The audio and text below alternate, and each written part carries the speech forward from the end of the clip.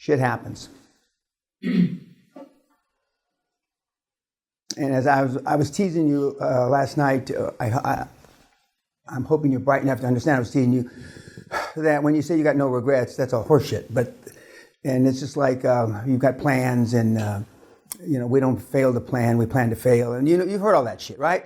And most of you in this room have read at least 3 to 100 times more stuff on personal development than I've read.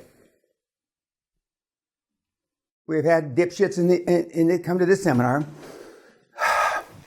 that have read 700 books.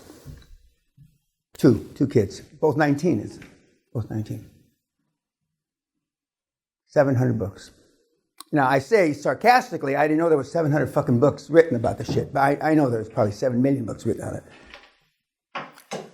And if you asked either one of the kids, one was a physics major at university and one was just a dipshit, weed smoking, fucking pothead, earring, fucking nose, asshole, cunt. And did they learn anything from those 700 books? And they said, other than we learned how to flip pages. And this is, they didn't read them in a Kindle like, Walter would read them in a Kindle or some shit, But virtually everything, 99.999% of everything you've ever learned, you got a shit can. And I had an old sales manager named Kelly Norwood, who was a defrocked, everybody understand what defrocked? Disbarred, thrown out of the profession of law. He was a lawyer from Bolt Hall, Berkeley, and he got stripped of his law degree for being a thief, crook, I call him rapist, murderer. He wasn't that, but that makes the story sound better now because he's been dead 30, 40 years. Rapist, murderer from Colombia, also a doctor like you, Doc. Anyway, and he told me, he says, Peña, a young boy like you ought to be able to sell every motherfucker that come through the door. He set his expectations, my expectations of selling everybody that came through the door. Hence, I sold 94.6% of every fucking person that I came up against in real estate. And for those of you that sell know, the 94.6 is it's insurmountable. You can't even imagine anybody that could close them well. But he set my expectations. But the thing that he taught me, in addition to that, he says, you got to boraxo their brain, Peña.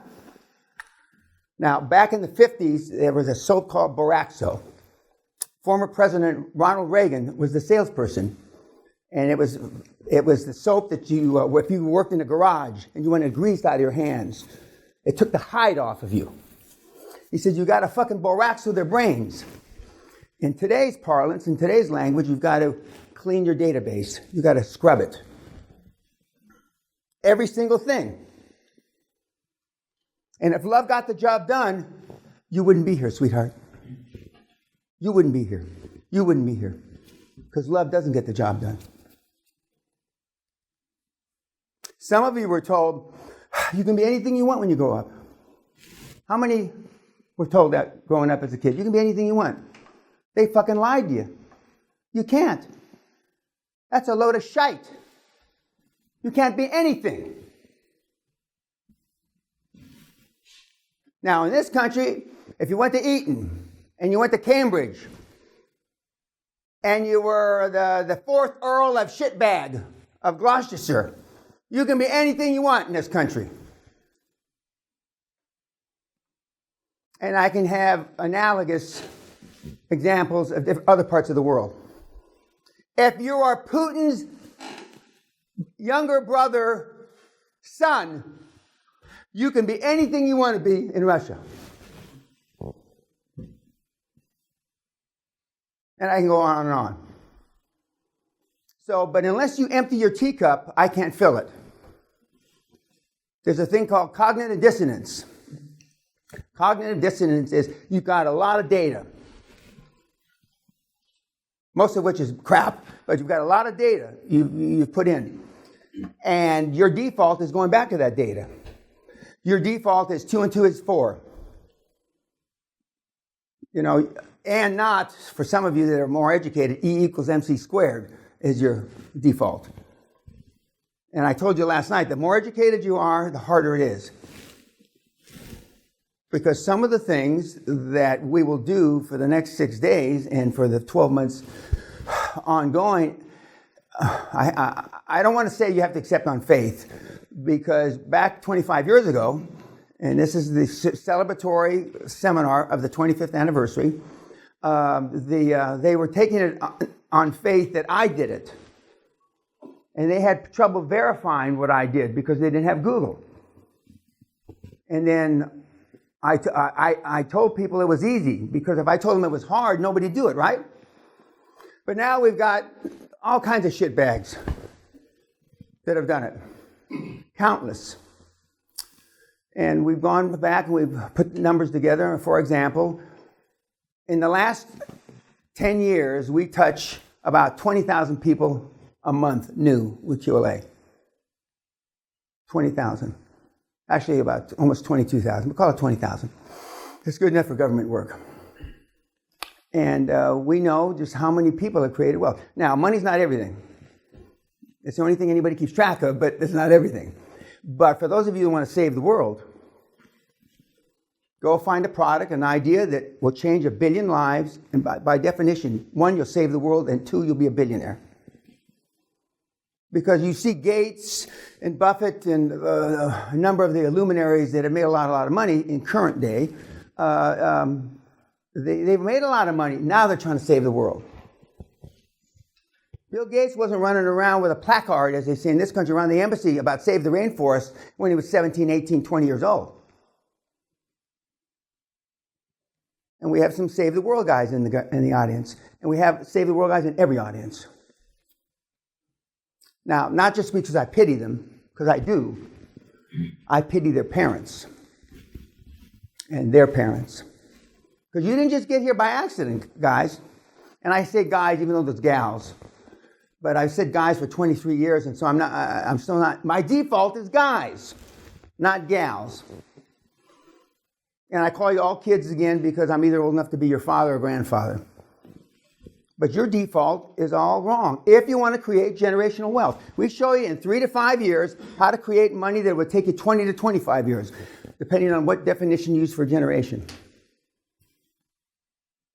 And when you get out and you see how intellectually simple it is, you'll underestimate how wrong you can be. And because we have 2 bank accounts in life. We have an emotional bank account, we have a financial bank account, and the financial bank account is the one that you've learned to deal with through your life. You have enough money to pay your bills, send your kids to school, yada, yada, yada. Okay? It's your emotional bank account is how, and the reason the name snowflake, like most people that are snowflakes don't even know why they're called snowflakes. So I'm getting ahead of myself. I'm going to say why. Because they melt under pressure. Because nobody's ever taught you, for those of you that have been in the military and those of you that have been in combat, you have a better appreciation what pressure is. But it's a very small fraction that comes to the seminar that has that experience.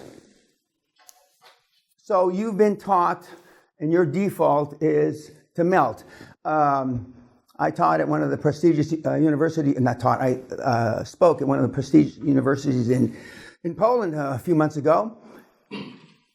And the 3rd floor of the science building was a safe floor. I asked my minders, what does that mean? It means safe. Like in safe mean what? No bad shit can happen to you on this floor. So if you want to chill out, you come to the 3rd floor of the physics building. Are you fucking shitting me? A whole floor?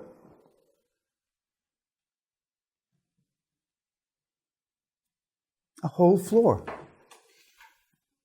Some of you chuckle, but almost everybody in this room is a snowflake.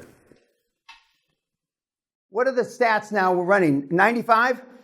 95% since we started the snowflake tests in last quarter of last year, 95% of all the people that have taken the test are snowflakes. And my followers are tougher than some of the other guys. So if 95% of my guys and gals are snowflakes, Allah only knows. God, Buddha, I don't know who the hell. I mean, but even snowflakes, and some of them, they're not snowflakes anymore, but when they came to me, they are. But there's maybe still one or two snowflakes up on the Hall of Fame. Still.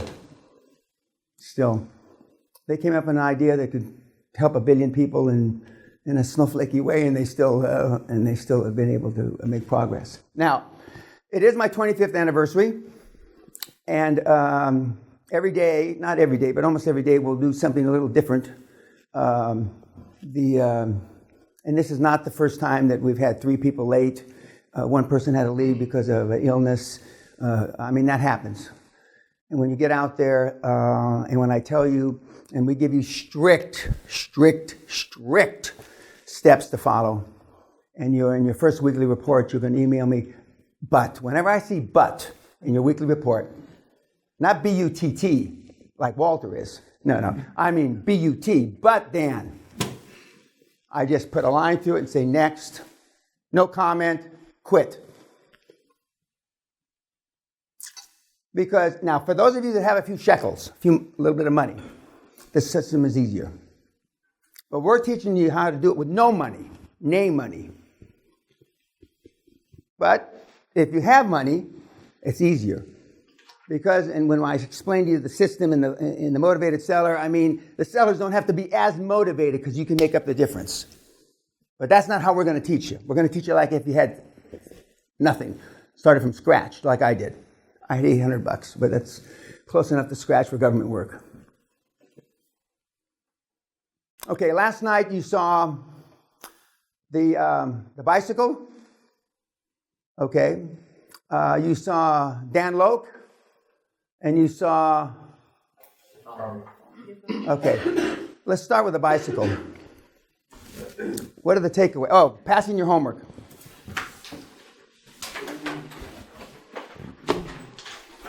What are the takeaways? And just to say, we're not going to go around and say, my name's John, and I'm 23 years old, and I'm from Poughkeepsie. Because when everybody's here late this afternoon, we're going to go around and say, my name's John, I'm 23 years old, and I'm from Poughkeepsie, and when everybody's here.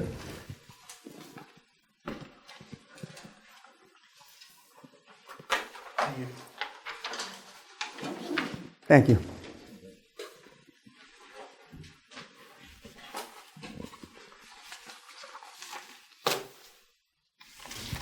Thank you.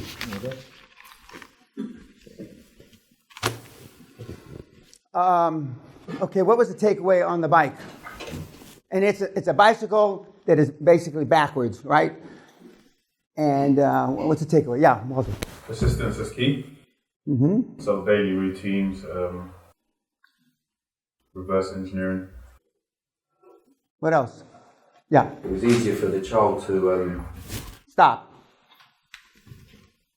For those of you that still have a child mentality, it'll be easier QLA.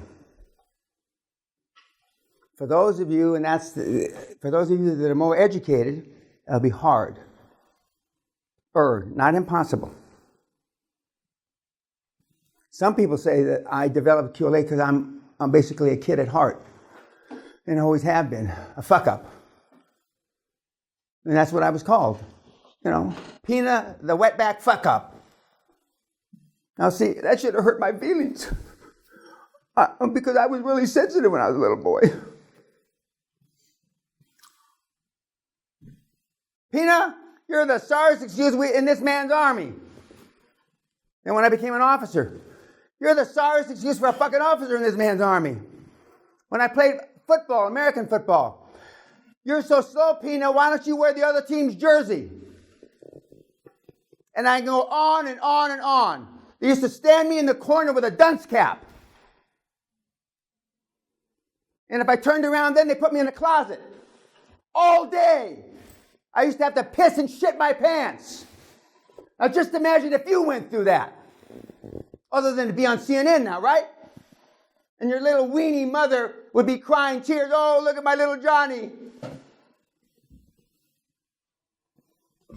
It's easier for kids. What else about the bicycle? Yes, sir. I think it's amazing that the workers there had the freedom to do what they did, to actually create that bicycle the simple welders that they came up with that and brought it to the floor so that you could actually start using that bike, which is something which I took and I said, how do I let my workers have that freedom to come up with things which are the total opposite and go in opposite directions and present it with that self of security that they could do it and, be totally cool with it. Okay, anything else about the bike? Yes, ma'am. Practice. Okay, one of the steps, practice, and then practice, and then practice. 17 times before you get it right. 17 times before you get it right, pendejo. 17 fucking times. And some of you are going to try to do it the first time out, and you're going to fail. The second, third, fourth time out, and you're going to fail. And why did Dan say 17 times so many fucking times? And I will say it 17 times during the seminar. And that's why I say go to Toastmasters, go to improv. The people with the best communication skills do best at this. And most of your communication skills suck. Most of the dipshit retards, I don't mean retarded in that sense, retards watching this on YouTube have no communication skills. At one time I had piss poor communication skills. They used to throw plates at me when I go to a Rotary Club to give a speech. Can you imagine? They threw fucking plates at me. Your feelings would be hurt.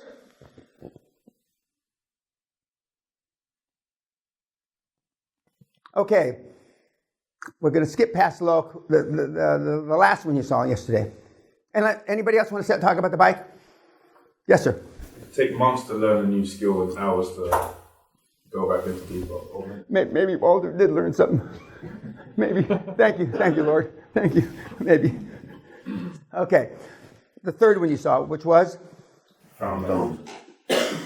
Okay, the founder. In a word, what was Ray Kroc? Ruthless. An asshole! Ray Kroc, the Golden Arches, one of the biggest fucking pricks that ever was created on earth. There's a message here because we're going to talk about 8 or 9 guys that are founders. We showed you the nicest one first. And I have a lot of respect for Mr. Kroc. I never had the pleasure of meeting him. I met his wife once. I met the 2 McDonald brothers once. And when they said just a handshake, next time somebody wants to do a handshake deal, the last handshake deal I did was in Israel with the Israeli National Oil Company. Cost me $60 million. And I didn't even know I was Jewish then. Wouldn't have made me feel any better. What else about the founder? Yes, sir. Business is like war. Business is war. It is war. And that's why we have a war action plan that you're going to put together. Not a wussy. Take one and pass it around. You should put this on tape it to the top of your screen. What does it say on there? Vagisil medicated. This is your vagina cream, because you're all vaginas. You're cunts. And when I say cunts, I mean you're cowards. Goodbye, YouTube.